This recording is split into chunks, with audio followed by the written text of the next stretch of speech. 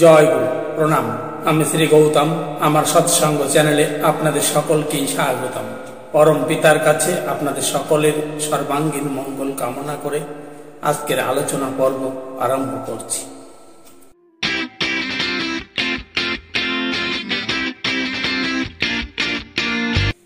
কীর্তন আনন্দের মূর্ত প্রতীক হয়েছে কিশোরী মোহন। কীর্তন পেলে আর কিছুই চাই না। সংসার বোধ আর থাকে না, আত্মপর সব ভুলে যায়। দোগাছিতে গেছে কীর্তন করার জন্যে, এদিকে ছেলে শয্যাশায়ী। বহুদিন ধরে রোগে ভুগছে, এখন বুঝি যাই। কিন্তু কিশোরী মোহন ভাবলেন, আমি থেকেই বাকি করব, আমি থাকলেই কি ওকে আর ধরে রাখতে পারবো? যে যাওয়ার সে তো যাবেই। তাহলে ঘরে বসে শোক করার থেকে কীর্তনে যাই। কীর্তন করলে সব দুঃখ যন্ত্রণা থেকে মুক্তি পাওয়া যাবে, এই কথা চিন্তা করে কিশোরী মোহন চললেন দোগাছায়। এদিকে সন্ধ্যের সময় দয়ালা ঠাকুর এসেছেন কিশোরীর বাড়িতে তার খোঁজ খবর নেওয়ার জন্যে। এসে দেখলেন কিশোরীর ছেলে তল্পি গোছাচ্ছে, তার যাবার সময় হয়ে গেছে। সঙ্গে সঙ্গে ঠাকুর লোক পাঠালেন দোগাছিতে কিশোরী মোহনকে ডাকার জন্যে। দয়ালা ঠাকুর লোক পাঠিয়েছেন শুনেই কিশোরী মোহন কীর্তন ছেড়ে দিয়ে তৎক্ষণাৎ তিনি ফিরে এলেন নিজ বাড়িতে। ফিরে এসে দেখলেন সত্যি ছেলে বুঝে আর থাকে না। ছেলের এই করুণ অবস্থা দেখেই কিশোরী মোহনের নিজের অজান্তে তার বুকের ভেতরটা মোচড় দিয়ে ওঠে। যতই কীর্তন করুক, যতই আত্মভোলা হয়ে থাক, তবু নিজের ছেলে বলে কথা। শিকড় যতই মজবুত হোক, ডাল ভাঙলে গাছের তো ব্যথা লাগেই। তাই যতই কীর্তন করুক, যতই ঈশ্বরপন্থী হোক, ছেলের মৃত্যু শোকের যন্ত্রণা তাকে অস্বীকার করা যায়? তাই দয়াল ঠাকুর কিশোরীর মনের অবস্থা বুঝতে পারলেন। তাই তাকে এমন অবস্থার মধ্যে তার মনকে শক্ত করে দেওয়ার জন্যে, মনটাকে টঙ্ক করে দেওয়ার জন্যে তিনি তার কাছে ডেকে বসালেন কিশোরী মোহনকে। নিজে গিয়ে কিশোরী মোহনের আলমারি থেকে গীতা বের করে আনলেন। আর গীতা বের করে পরম দয়াল নিজে সেই গীতাকে পড়ে পড়ে শোনাতে লাগলেন সেই শ্লোককে। আর সেই শ্লোকের মর্মার্থ বুঝিয়ে দিতে লাগলেন কিশোরী মোহনকে। আর কিশোরী মোহন একাগ্র চিত্তে পরম দয়ালের শ্রীমুখ থেকে ঝরে পড়া সেই গীতার অমৃত ছন্দ শ্রবণ করে চলেছেন। নিজের পিপাসাকে নিবৃত্ত করে চলেছেন। নিজের মনের কোণে যে শূন্যতা, সেই শূন্যতাকে তিনি পূর্ণ করার চেষ্টায়। দয়াল ঠাকুর গীতার সংখ্যা যোগ অধ্যায় খুলে বসলেন। আর তিনি পড়তে লাগলেন, দেহে নহেস্মিন যথা দেহে কৌমারং যৌবনং জরা তথা দেহান্তর প্রাপ্তির ধৃষ্টত্র ন মুহতি। অর্থাৎ দেহের যেমন কৌমার, যৌবন এবং জরা থাকে, আত্মারও তেমন থাকে দেহান্তর। এক শরীর ছেড়ে আর এক শরীরে গ্রহণ করা, একবার প্রবেশ, একবার প্রস্থান। সাধারণ দৃষ্টিতে যেটা মৃত্যু বলে মনে হয়, জ্ঞানী বুদ্ধিমানের দৃষ্টিতে কিন্তু সেটা দেহের পরিবর্তন ছাড়া আর কিছুই নয়। সেটা তো আসল পক্ষে খাঁচার পরিবর্তন। দেহটা তো আর সত্যি নয়। দেহটা যদি সত্যি হতো তাহলে দেহটাকেই তো ভালোবাসা যেত, তাহলে তার মৃত্যুতে শোক কেন করব? কিন্তু দেহের ভিতরে যে আত্মা বর্তমান, সেই সত্য, সেই চিরন্তন, সেই শাশ্বত, সেই অজর অমর, তার তো মৃত্যু নেই। আত্মার না আছে জন্ম, না আছে মৃত্যু, তাহলে দুঃখ কিসের, শোক কিসের? সেই আত্মা, সেই প্রাণ পাখি যদি দেহ পিঞ্জর বদলাতে চায় তাহলে সে বদলাক। এইভাবে কিশোরী নিজের মনকে নিজে সান্ত্বনা দিতে থাকে।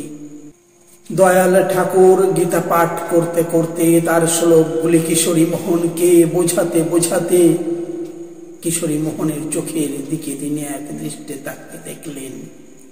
দৃষ্টির মধ্যে দিয়ে পুরে দিতে চাইলেন তার দর্শন প্রত্যয়টুকু। এদিকে কিশোরী মোহন যখন তন্ময় হয়ে গীতা পাঠ শুনছেন, ওদিকে তখন দয়াল ঠাকুর গীতা পাঠ করতে করতে ধ্যানস্থ হয়ে পড়েছেন। তিনি গভীর ধ্যানে মগ্ন, শরীরটা যেন পাথরে পরিণত হয়ে গেছে, দেহের কোনো অঙ্গ সাড়া পাওয়া যায় না। ঠিক এই সময় কিশোরী শুনলেন দরজায় কেউ যেন তাকে ডাকছে। কিশোরী মোহন উঠে দরজার দিকে এগিয়ে গেলেন। দরজায় গিয়ে দেখলেন এক বৌদ্ধ সন্ন্যাসী এই সন্ধ্যার অন্ধকারে তার দ্বারে উপস্থিত। কিশোরী মোহন বুঝে উঠতে পারলেন না এই ঘোর অন্ধকারের মধ্যে এই দিব্য সন্ন্যাসী কোথা থেকে এলো আর কেনই বা এলো। দেখে মনে হচ্ছে কোনো বৌদ্ধ মঠের মঠাধ্যক্ষ বলে কিশোরী মোহন তাকে সাদরে আমন্ত্রণ জানিয়ে ভিতরে এসে বসতে বললেন এবং তাকে বললেন, প্রভু আপনারা কি সেবা করতে পারি, অনুমতি করুন। সে বৌদ্ধ সন্ন্যাসী কিশোরী মোহনকে আশ্চর্য চকিত করে দিয়ে বললে, তোমার ছেলেটাকে একবার দেখতে চাই। কিশোরী মোহন বৌদ্ধ সন্ন্যাসীর মুখে তার রোগ শয্যায় শায়িত সন্তানের কথা শোনার সঙ্গে সঙ্গেই তার সর্বাঙ্গ শিহরিত হয়ে ওঠে। কি তবে মানুষ নয়? সে কি করে জানলো তার একমাত্র সন্তান মৃত্যু শয্যায় শায়িত আছে? তাহলে সে যে সন্ন্যাসী নয়, তাহলে একবার তাকে দেখানোই যাক। যদি কোনোভাবে তাকে রক্ষা করা যায়, আটকানো যায় প্রাণ পক্ষীকে, আর যদি নাই বাঁচে তবু তো জানবো শেষ চেষ্টা করেছি। এমন মহান সন্ন্যাসীর হাত থেকে যদি সেই প্রাণ পাখিটি উড়ে যায় তাহলে আর দুঃখ করার কিছু থাকবে না। এই ভেবে কিশোরী মোহন সেই বৌদ্ধ সন্ন্যাসীকে ঘরের ভিতরে নিয়ে গেলেন। মৃত্যু শয্যায় শায়িত তার সন্তানকে দেখিয়ে দিলেন। বৌদ্ধ সন্ন্যাসী এক নজরে ছেলেটিকে দেখে বললেন, বাঁচার কোনো আশা নেই, মৃত্যু তার শিহরে দণ্ডায়মান, তবু একবার শেষ চেষ্টা করে দেখতে চাই, তার জন্য একটা আলাদা ঘর দিতে হবে আমাকে। বৌদ্ধ সন্ন্যাসীর কথা মতো কিশোরী মোহন তাকে একটি ঘর খালি করে দিলেন।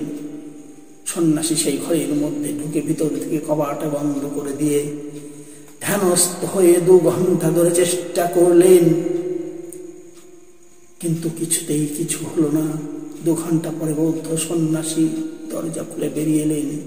কিশোরী মোহনকে বললেন, সবকিছু স্থির হয়ে গেছে, সেখান থেকে আর ফিরিয়ে আনা সম্ভব নয়।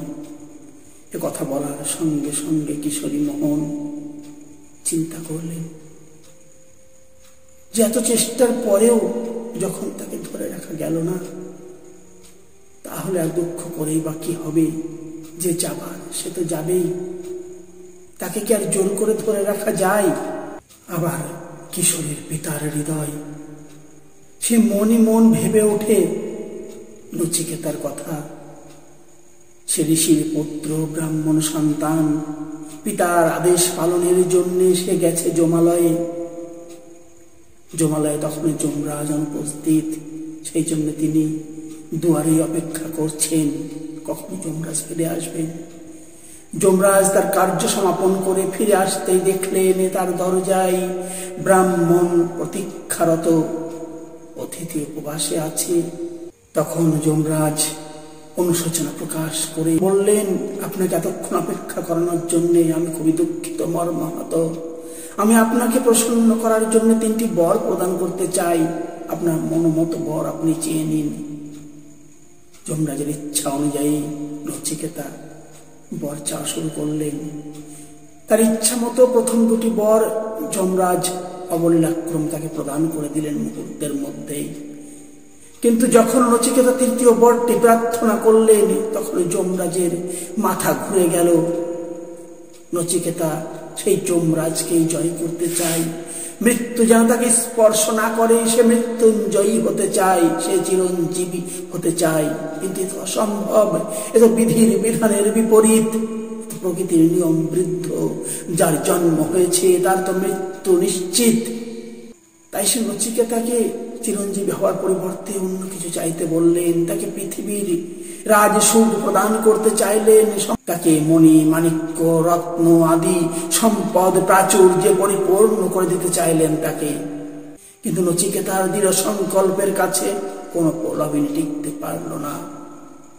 নচিকেতা সেই এক জেতে নিয়ে দাঁড়িয়ে থাকে যে তাকে যদি দিতেই হয় তাহলে সে মৃত্যুঞ্জয়ী বর দিতে হবে, না হলে তার শব্দ সে ফিরিয়ে নিতে পারে।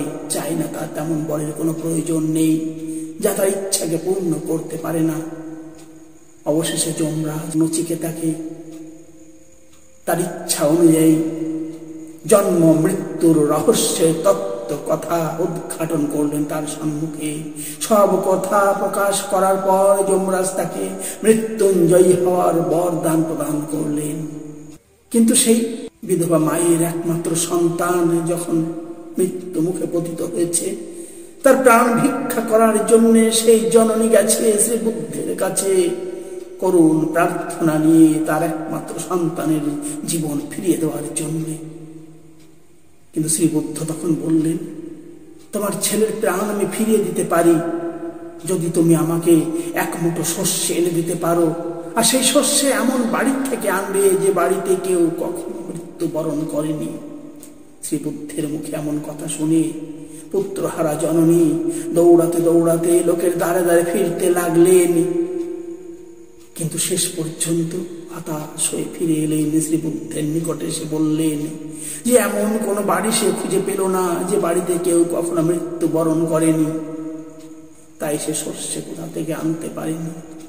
তখন শ্রী বুদ্ধ সেই পুত্রহারা জননীকে সান্ত্বনা দিয়ে বললেন, বলে তুমি দুঃখ করছো কেন? তুমি তো নিজেই দেখে এলে প্রত্যেক আত্মীয়ের তার পরম আত্মীয় কেউ না কেউ মৃত্যুবরণ করেছে। কেননা এটাই চিরন্তন সত্য, যে জন্ম নেয় তার মৃত্যু শিরোধার্য। এ বিধির বিধান, নিয়তির লেখন, একে খণ্ডন করা যায় না। কিন্তু যে মৃত্যু সে তো দেহ শরীরের মৃত্যু, কিন্তু শরীরের ভিতরে যে আত্মা থাকে, যে প্রাণ পক্ষে থাকে, তার মৃত্যু হয় না, সে তো অজর অমর। তাই তোমার সন্তানেরও মৃত্যু হয়নি, সে তো চিরঞ্জীবী। তার মৃত্যু কোথায় হয়েছে যে তুমি শোক করছো, দুঃখ করছো? সেই জননীয় ভেবে দেখলে সত্যি তো তার সন্তানের মৃত্যু কোথায়। এ দেহ তো তার সন্তান নয়, দেহের ভিতরে যে প্রাণ পক্ষী ছিল, যে দেহী পুরুষ, যে আত্মা, সে তো চিরন্তন শাশ্বত, তার তো মৃত্যু নেই। সে তো এক দেহ পরিবর্তন করে আর এক দেহে প্রবেশ করেছে। তাহলে সে দুঃখ করবে কেন? তার ছেলের তো মৃত্যু হয়নি। এ কথা ভেবে সেই জননীর পুত্র শোক দূরীভূত হয়। কিশোরীও দেখলে তারও ছেলের মৃত্যু নেই, সে তো বৃথায় শোক করছে, বৃথায় দুঃখ কষ্টে সে এমন ভেঙে পড়েছে। এতক্ষণ পরে কিশোরী মোহনের সম্বিতি ফিরে এলো। সামনে তাকিয়ে দেখে সে সন্ন্যাসী কোথায়, এই রাতের গভীর অন্ধকারে কোথায় গেল সে। বাড়িময় খোঁজার পরে সে বাড়ির বাইরে বেরিয়ে লণ্ঠন ধরে তাকে খুঁজতে লাগলো চতুর্দিকে, কিন্তু কোথাও সে সন্ন্যাসীর দেখা পেল না কিশোরী মোহন। যখন হতাশ হয়ে বাড়ির ভিতরে প্রবেশ করেছেন, তখন দেখলেন এতক্ষণে যে দয়াল ঠাকুর ধ্যানস্থ হয়ে বসেছিলেন পাথরের মূর্তির ন্যায়, তারও ধ্যান ভঙ্গ হয়েছে। পরম দয়ালের দিকে তাকিয়ে কিশোরী মোহন চিন্তা করতে থাকে, যখন শ্রী শ্রী ঠাকুর ধ্যানস্থ হয়েছেন ঠিক সেই ক্ষণেই বৌদ্ধ সন্ন্যাসীর আগমন ঘটে। আবার বৌদ্ধ সন্ন্যাসী উদাহ হওয়ার সঙ্গে সঙ্গেই পরম দয়ালের ধ্যান ভগ্ন হয়। এ নিশ্চয়ই তার লীলা। এ লীলা বোঝার ক্ষমতা কিশোরী মোহনের নেই। সেই জানে তার লীলার কথা, তাই সে পরম দয়ালের সন্নিকটে আসার সঙ্গে সঙ্গেই দয়াল ঠাকুর তাকে বললেন, কিশোরী, ছেলের কাছে গিয়ে তাকে নাম শোনাও, জয় রাধা গোবিন্দ বলে তার চতুর্দিকে ঘুরে ঘুরে হাততালি দিয়ে নৃত্য করে করে নাম সংকীর্তন করো। কিশোরী মোহন এই মুহূর্তে, এই বেদনাদায়ক মুহূর্তে পরম দয়ালের শ্রীমুখ থেকে এমন কথা শোনার পরে সে অবাক বিস্মিত হয়ে তাকিয়ে থাকে দয়ালের দিকে। যার পুত্র মৃত্যু শয্যায় শায়িত, সেই পিতা কিনা তার চতুর্দিকে নৃত্য করতে করতে হাততালি দিতে দিতে জয় রাধা গোবিন্দ বলে কীর্তন করবে, কিন্তু তাকে তো পারতেই হবে। পরম দয়ালের যখন নির্দেশ হয়েছে, তাতেই তো তার মঙ্গল, তাতেই তো তার উদ্ধার। এই কথা বলেই আজকের মতো এখানে এই পর্বের সমাপ্তি করছি। এর অবশিষ্ট অংশ আগামী পর্বে পরিবেশন করব। ততক্ষণের জন্য পরম দয়ালের কাছে আপনাদের সকলের সর্বাঙ্গীন মঙ্গল কামনা করে আজকের মতো আলোচনা পর্ব সমাপ্ত করছি। জয় গুরু, বন্দে পুরুষোত্তম।